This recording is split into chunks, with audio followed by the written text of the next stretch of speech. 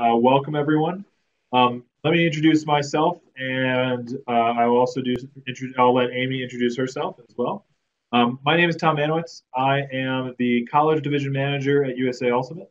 This is my fourth college season with USA Ultimate. I've started working here in December of 2015, and originally from New York City, but spent a lot of time in Minneapolis.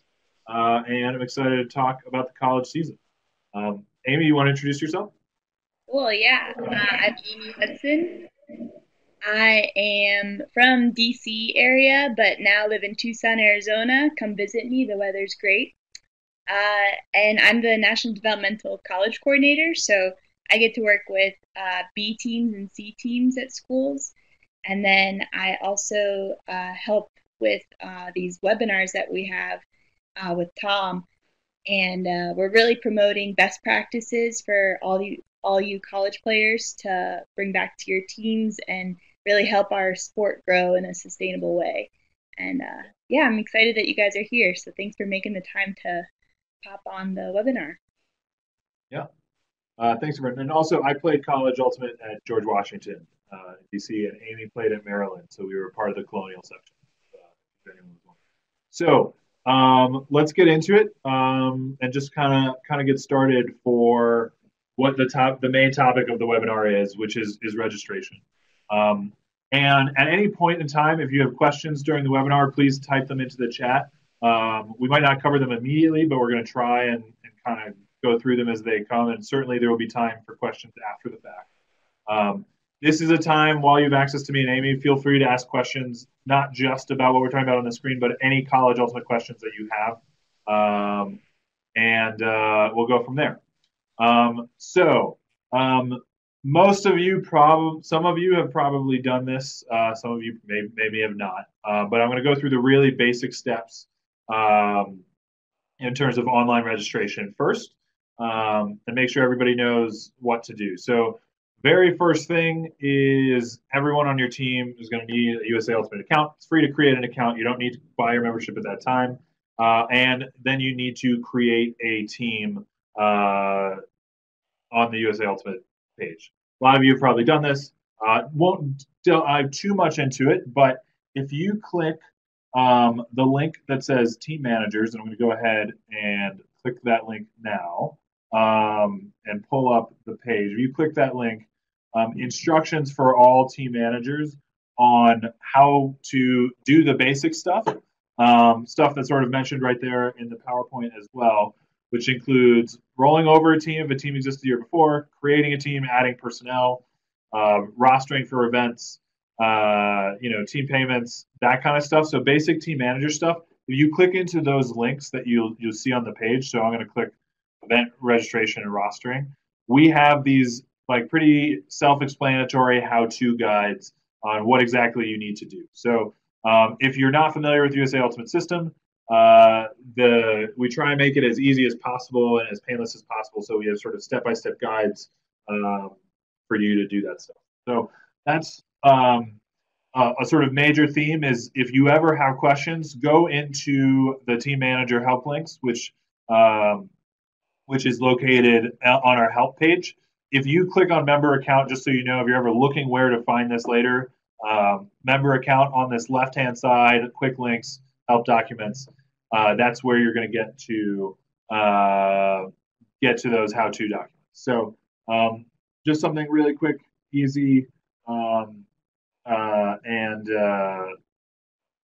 and easy way to sort of get these how-to documents. But so I won't dive too much into what those do, but at least I want to make sure you know where that stuff is.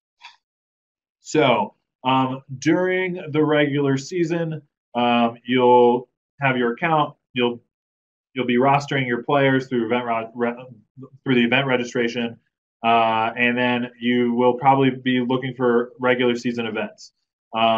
There is, again, another PDF document about how to go find those regular season events. It is within your team manager account.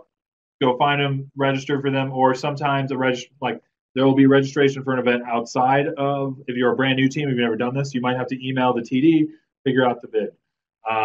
For the college series, the way you register is just finding your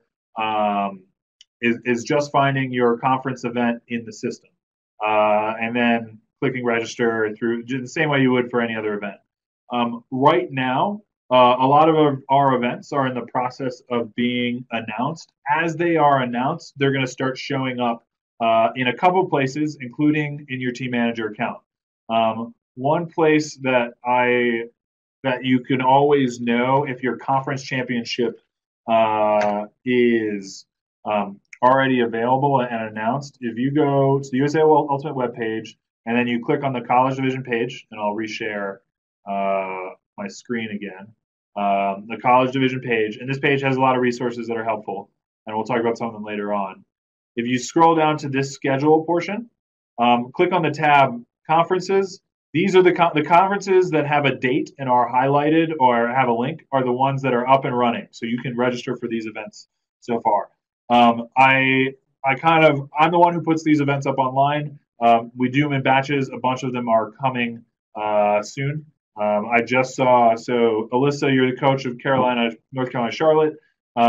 Your Carolina conferences now are up online and you can register for that event through your team manager account. So just real quick, easy places to find stuff.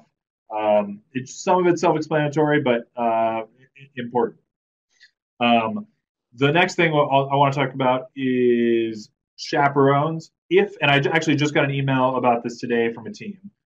This only applies if you have someone who is under 18 on your team. But if you have somebody who's under 18, then you are required to have a chaperone rostered on your team as well. Instructions, again, can be found on the help page. I think there are a couple teams every year that have someone who graduated high school early or something like that. I get the question of why can't we roster this player? Why can't we add them to our team personnel? And that is the reason. So that's a couple of the real basics. I think it's self-explanatory, but if you have questions about it, feel free.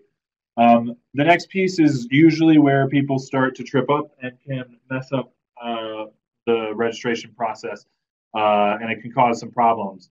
Not just for your team, but also here for us at HQ, just because there is only one person in charge of college, and it's me. And there are about 800 rosters and 800 college teams that in any given year. So it gets quite busy here along the roster deadline. So for those of you who are new to being a captain or have a new team, every single team has to, in order to play in the college series, in order to count in the regular season rankings, has to have all of their players who have participated in a college event or will participate in a college event verified by their school registrar. If you click into that roster verification link, again, there's another step-by-step link on what to do, and then there's a frequently asked questions portion of that page. I'm not going to share that page with you on the screen, but I want to cover some of those questions because I think it's pretty useful and pretty useful just to know about. So the deadline is March 1st. And that means that the roster, your registrar verified roster, which you've gone through your team manager account, you've printed it out, you've brought it to your school registrar. They either mail it for you or they'll give it back to you and you'll mail it to HQ, which is in Colorado Springs. It means that we have your roster in hand on March 1st by 5 p.m.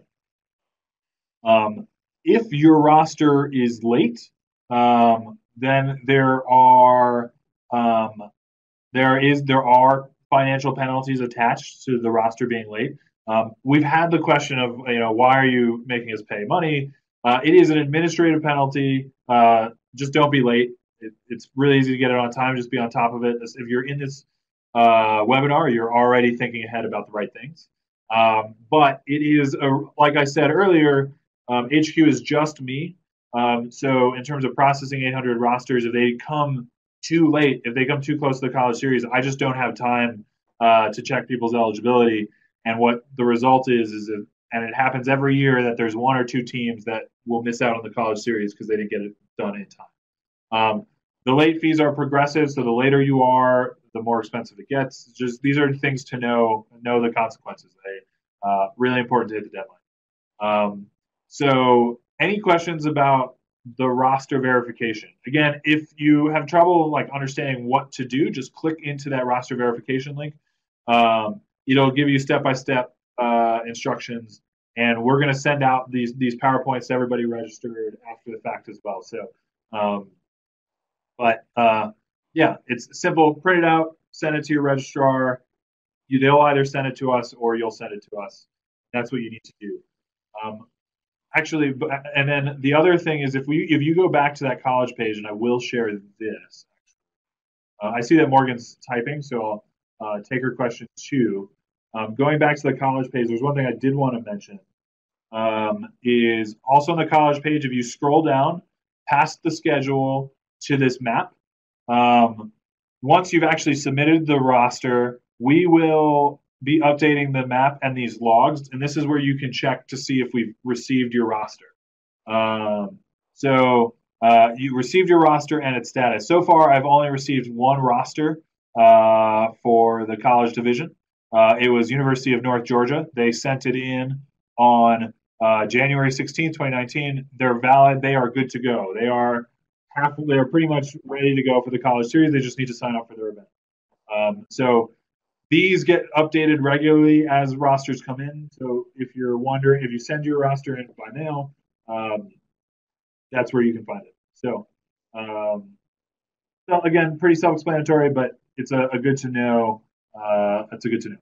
So, any questions there? Right, Morgan's typing. I'll see what questions she has, and then we'll move on to some guidelines questions, and I'll come back to registration. I'll come back to registration a little bit in the guidelines. Morgan asks, if we are going to a tournament before March 1, how early do we need to have the roster set? So that's a great question. You do not need to have the roster in before March 1, even if you're playing in a tournament before then. What you can register for any event without having your academic eligibility verified. Your participation and start date will be verified for every college event, but not the academic verification. Once we have your roster, at the end of the season, we go back through every event to see who played. If anybody played with ineligible players, at the end of the season, we go back and remove events from the rankings where teams played with an ineligible player. But because there are a lot of variables with the registrar, you don't need to worry about it until making sure it's there before March 1st. Does that make sense? Can I add team members after rolling my team? Yes. Once your team is rolled, that's when you'll be able to add people to your personnel. You'll have to know their name and use the UID number to do that, to go ahead and find them. And then the system will automatically send them an email, and they'll have to confirm to be part of that team. Any other questions? All right, great. Again, roster deadline March 1. Don't forget it. There will be plenty of emails from us throughout as we approach that deadline, so we won't let you forget it. It's also going to be all over social media. But every year someone does. All right, Amy, I'm going to kick it over to you. The next portion of this webinar is going to talk about some common guideline questions we get about understanding the college guidelines and sort of and the guidelines, for those of you who don't know, are sort of the basic set of rules that we follow for the college season. And it dictates pretty much everything from what conference you're in to how big regionals are to what the requirements for sending your roster in are in. All of that's written down in the guidelines. So, Amy, I'll kick to you. Sounds good. Yeah, so like Tom said, we have all these hyperlinks in the actual PowerPoint here, so you can go ahead and click them when you get the PowerPoint later. But start off with roster size. So we have a rule where you need at least 7 players in the regular season as a minimum, and that's so that we avoid injuries, overuse injuries, and such. And then we have, for the series, we've decided that 10 players is a safe number of players to have, where we don't have these overuse injuries or basically best practice. And just to add for the series, that means you need to have 10 players on your registrar verified roster in order to participate. What was that, Tom? I can't hear you that well. Okay. And for the series, it means you need to have 10 players on your registrar verified rosters to play in the series. You'll a minimum of 10 players to have a valid roster. Nice.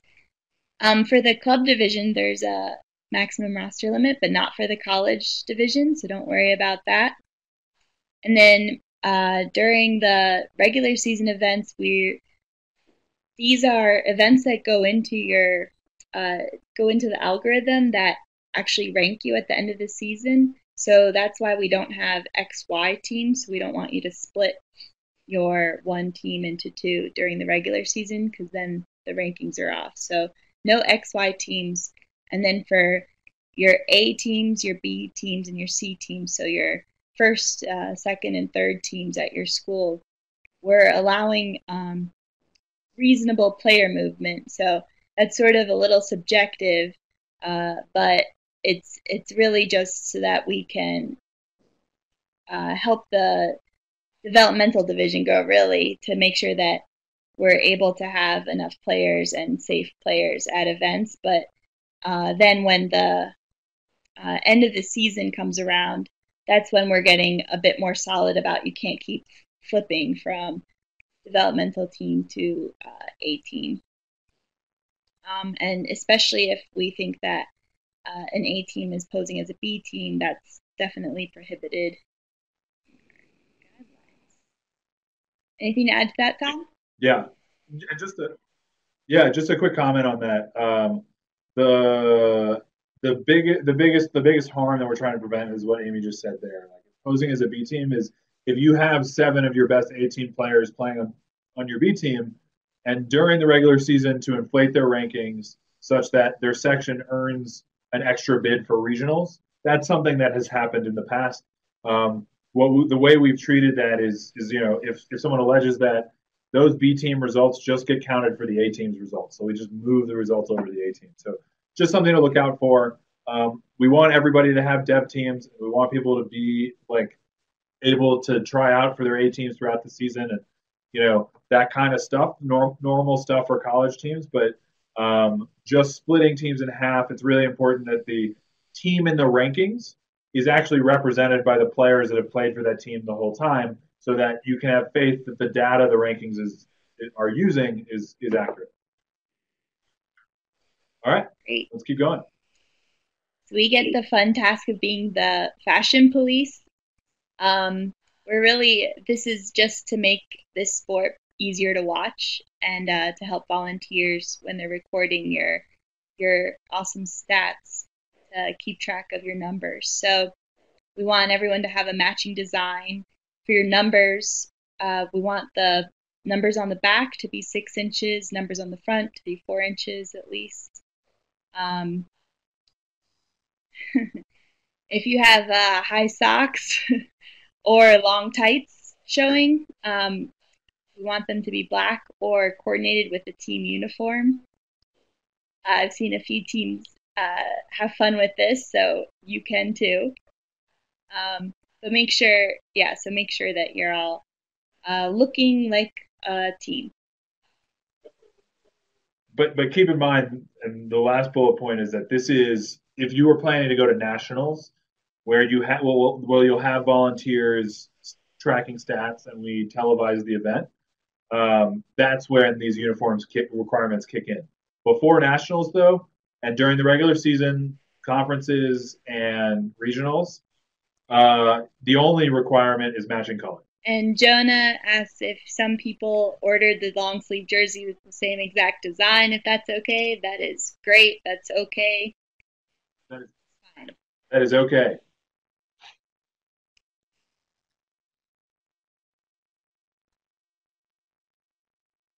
Luke says, I've looked around to find jersey makers that have numbers on front and back, and I'm having trouble finding companies. Any recommendations? Ooh.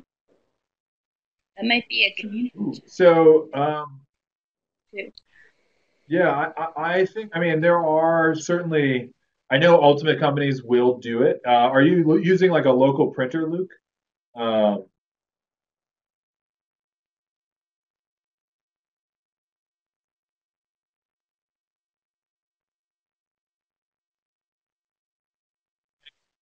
and again, if you don't think you're going to your team's going to go to nationals and you want the design, you want to save costs, totally okay to not comply with requirements. Okay, so looking at customing, I would look.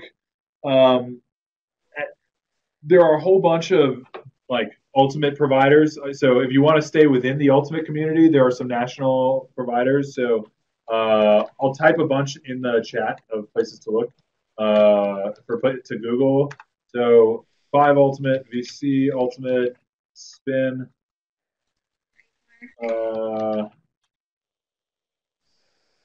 Savage, Ultimate, Disc Store. So all of these are endemic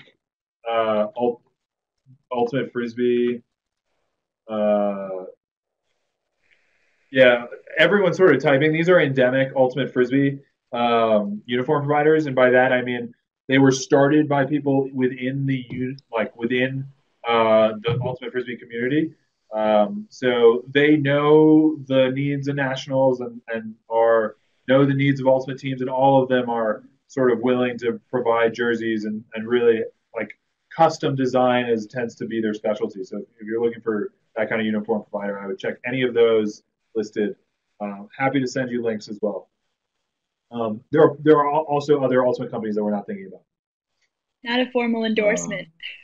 Um, so, yeah, yeah, not a formal endorsement, but um, yeah. Cool. All right, cool. Yeah. And you want to keep We'll going? get to Christine when she finishes. But so for I sort of alluded to this on the earlier slide, but for the regular season, we need you to engage in 10 sanctioned games. And again, that's because that's the minimum that will go into our rankings algorithm to come up with getting bids to the next stage of the series. Um, Automatic bids and bids to the next highest rank. Ah, if for some reason you're disqualified from an event, actually, Tom, what do you mean by this last point? Oh yeah, yeah, no problem. So what we're talking about with the rankings and the bid allocation. So the rankings are important because that is what determines bid allocation. So, like Amy said, you need 10 sanctioned games in order to be ranked. In order to be, if you're not ranked, you cannot earn a bid to regionals for your conference or a bid to nationals for your region.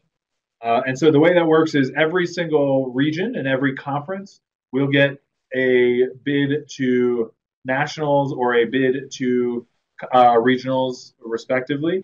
That bid doesn't mean whoever earned it goes to nationals. It means that they automatically get one spot that the players, the teams in that tournament get to compete for in order to make the next level. So once the first bid is determined, so the automatic bid, the highest ranked team, then where the bid goes depends on who's the next highest ranked team. So let's say, for example, and we are talking about Atlantic Coast regionals. If the highest ranked team is in the Carolina Conference, let's say that's North Carolina, the winner of men's nationals last year. So now they're in first place. That bid is automatic to nationals. So the next team up, let's just say who was the second team up. I think it was North Carolina Wilmington last year was the second team. North Carolina Wilmington then earned the second bid for the Atlantic Coast to nationals, and I think the Atlantic Coast ended up having four bids to nationals last year in the men's division. Um, and North Carolina Wilmington, even though they earned that bid, they were the second highest ranked Atlantic Coast team. They didn't play second, third, or fourth at regionals, and they didn't make nationals. So the point is to try and give yourself the opportunity to make it to the end of the season.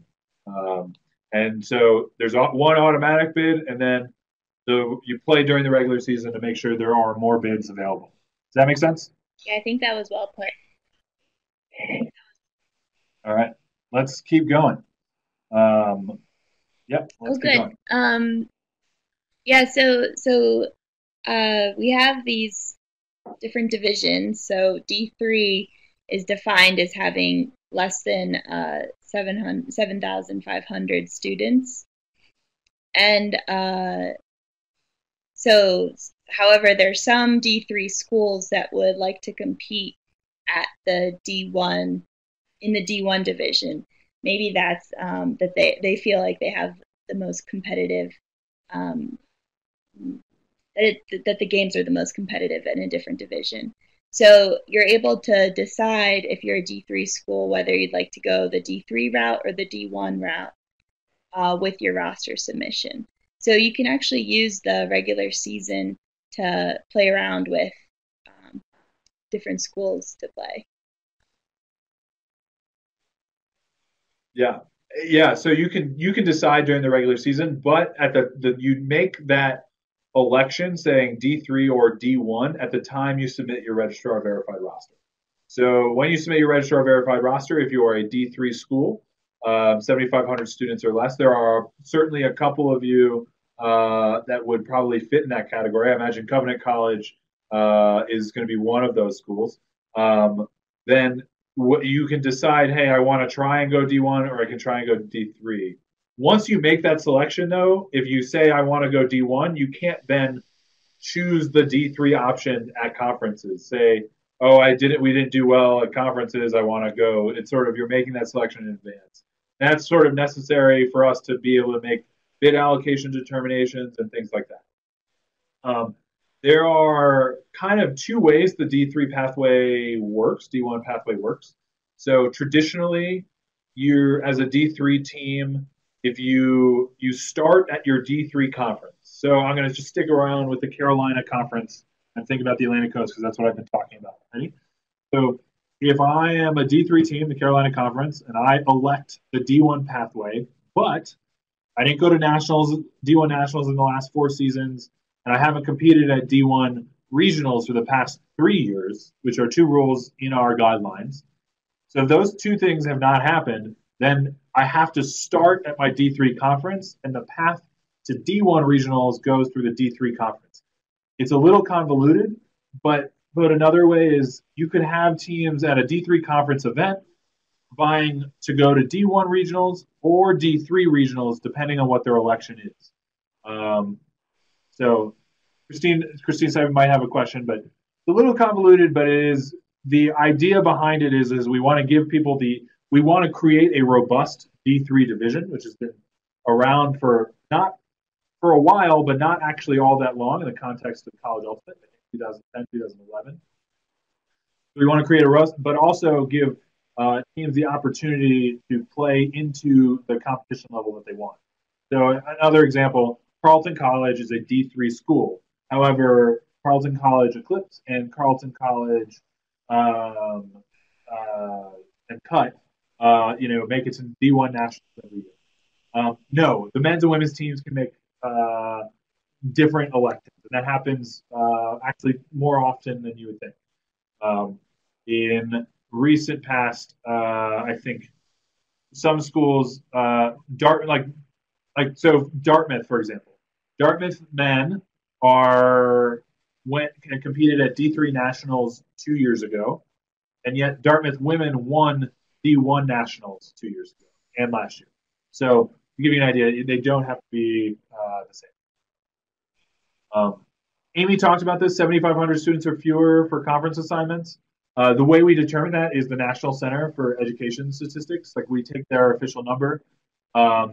If you want to provide additional information that shows your enrollment is actually less than 7,500 and it's different than the National Center for Ed Stats, you can email me and the D3 national directors and talk about it. We can help you figure out. And finally, for those new teams, if you want to know what conference you're in, it is predetermined based on your location. Click on that location link, and it will bring you again to the college page, all the way to the bottom where the regional boundaries are described. the geographic scope is sort of varies by some regions are divided by state, some conferences are divided by county. But take a look there. If you don't know where you're at, you can also always shoot me or Amy or any one of the national directors an email and help you out. All right. While we're on the pathway, we had a pretty big change to developmental teams. Amy, you want to talk about that I'm a little bit? on the D3 developmental pathway to. Oh no, the D3 dev pathway. So if you're a second D3 team, you now have the option to go. It's just this is the one change we made for 2019. It was developmental D3 teams did not have the option. So a D3B team, if there was a dev conference event, they didn't have the option to go and play at their D3 event. The dev conference went through D1 regionals, but now we've changed that rule, and it is a very niche rule. I don't think it'll apply to anybody here in this webinar. But it is a change, and wanted to make sure you know if you were interested in knowing what the changes are. I know. I remember talking about this and thinking that we're trying to provide more opportunities to play and be flexible in your travel requirements. That's right. Yeah, we wanted to be flexible in travel and level of play to the extent we can, and also maintain strong divisions, which is sometimes a challenge. Thanks. So no other changes for 2019, but yeah. So, but if there are any questions about the guidelines, now's a good time.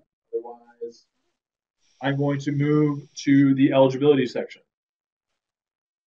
Okay, great. So, Amy, I think I deal with this. Probably I deal with this a ton.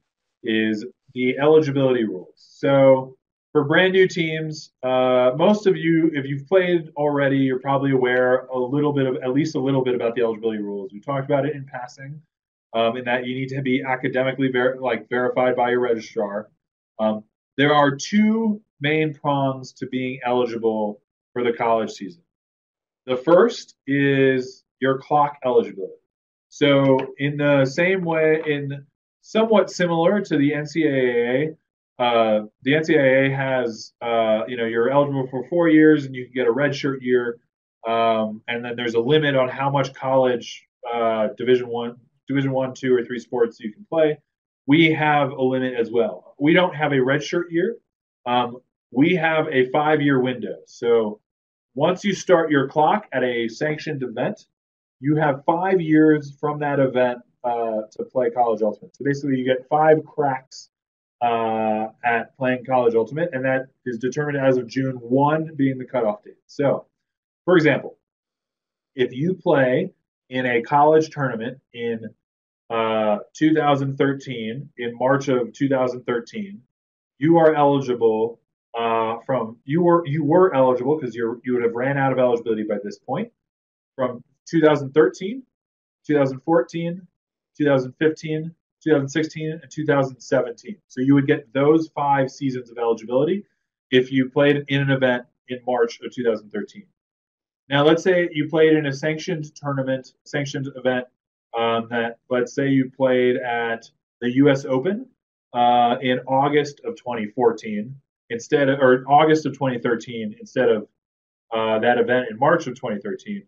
Your clock doesn't start for 2013, it starts for 2014 because you didn't play your first event until after the college season was over, and using June 1 as the cutoff. So basically, June 1's the cutoff. You get 5 years to play College Ultimate. It's not a guarantee that you will play. It's just a window. Like I said, we don't have a red shirt, so it's not just. It's all continuous. It's 5 continuous years. The second prong of eligibility is being verified within our college eligibility, academic eligibility rules. The eligibility rules, our broad strokes are there are exceptions and unique issues in each rule. You can click on the rules to read them or email me with questions, but broadly, what those rules require is that you are a degree-seeking student and considered at least half-time by your registrar. So if you have players who are on your team that are part-time, as the team manager, you should check with them in advance and make sure that they meet the degree-seeking prong and that they're half-time. Those are really important. If they're not eligible, then your results will can't count. They can't play in the series. They can't play in the regular season. Some people have asked how we deal with eligibility violations. It depends.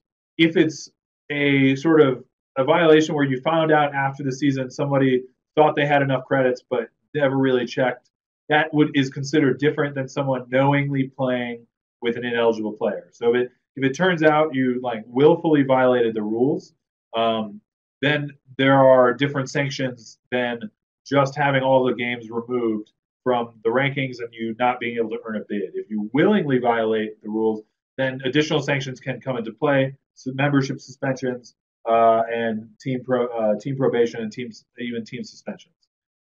This happens every year. It's something we take very, very seriously. So just know that as a team manager, you're responsible and your team is responsible for complying with the rules. One thing I want to note is as a team manager, you will see this, and every player will see this in their player history. In 2013 and 2014, USA Ultimate transferred to a new, what is not new anymore, but what was new then, a new website and new database system. In that transfer, all of the database information prior to 2014 is not loaded onto your account. It's loaded on a database here at HQ where we check it. So if you think there's an eligibility mistake on your team manager page where somebody is listed as not eligible, like flag that early, shoot me an email, and I'll take a look because we have the database here to look at. Finally, consortiums. Somebody will ask if there's a community college nearby. They don't have a team. Can people who attend that school play with our team, or they attend that community college and they want to play another team? Generally speaking, the answer is it depends. The bar to allow somebody to play for a school they do not attend is very, very high. We require a consortium, and in no other instance do we allow people to play for schools they do not attend. A consortium has three factors: prior academic history, history of academic collaboration, and shared athletic facilities. So they're listed there. Again, that basically means that there is a reason that these schools have a relationship and allow players to play in club sports departments, and there is a relationship that makes it logical to have that player play on a team even though they don't attend the school. There are lots of examples I can think of that speak to this. I don't want to get too into the weeds, but no, generally speaking, the answer is no. Someone from the local community college cannot play on your team. They do not attend your school. We run into issues where club sports departments really do not like when people who don't attend their school play for their teams. Some of it's a financial resources issue. It's a liability issue for some schools. So that's just an important thing to know. So those are the eligibility rules in a nutshell. I went through them very quickly, but if you have questions, let us know. And I want to make sure any questions you have about the college division, Amy and I are here to talk. Amy, did I miss anything? All right. So Christine is typing as a question. We went through this really quickly. We're going to resend the slides out to everybody who registered. And feel free to email us or call me at any time, and we'll get back to you. Yes, yeah. It's just they cannot play. They can even play in non-sanctioned tournaments, Christine. It's just so long as they don't play in sanctioned regular season events that count towards the ranking that can affect bid allocation or affect Christine, like what is considered the competitive college season. The whole point hopefully that makes sense. We're talking about this is because we want to keep So our relationships with the club sports departments pretty positive. And so in that case, a lot of club sports groups would have you sign waivers um, for their safety and like stuff like that if those kids were practicing with your team.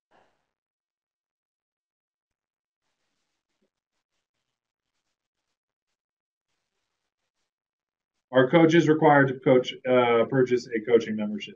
If they are coaching at our events, they should purchase a coaching membership. Yes. Um, there are now federal laws requiring anybody interacting with amateur sports to go through the training that is part of the coach membership process. That said, the only time that we will be able to, that like USA Ultimate is there and enforcing the rules is at nationals. So if you expect to make nationals, if you think nationals is possible, then there is absolutely zero question that coaches are going to be required to have memberships. I would say it is a good thing and important to have for all coaches to have coaching memberships regardless as well. So Yeah.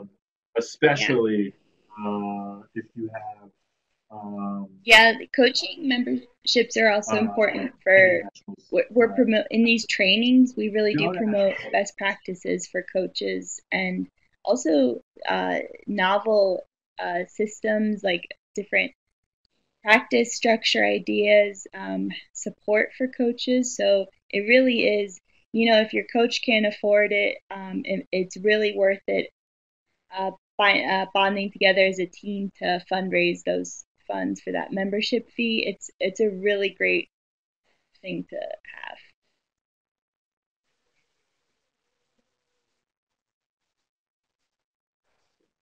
and we're actually redoing. And on that note, I mean that's a really good point. Like we're redoing our coach training process right now to tailor towards resources for the division that coaches in. Okay, so Jonah asks, is there a chance you can touch on regional bid allocation? Ohio D3 only gets one bid to nationals, despite the fact that we're the largest division. Is the power ranking thing or other reasons are just considered more competitive? Yeah, Jonah. So that's what we were talking about earlier with the rankings. It is a rankings thing. Years and years ago, there was a thing called the size bid. So the largest region would get bids to nationals based on size.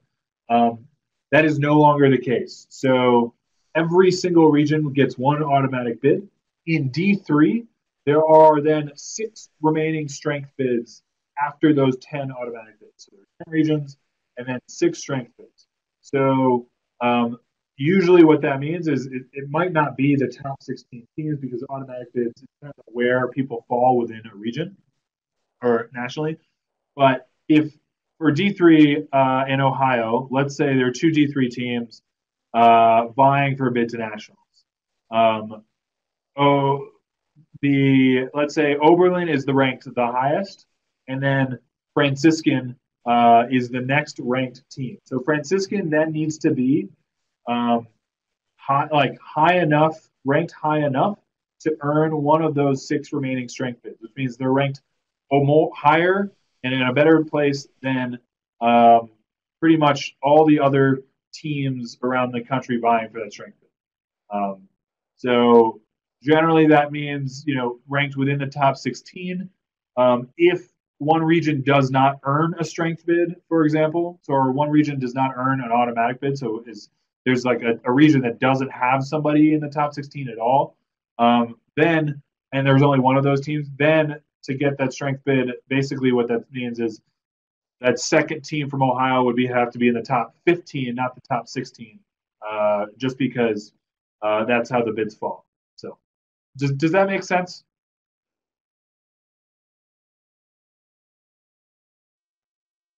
Okay, perfect.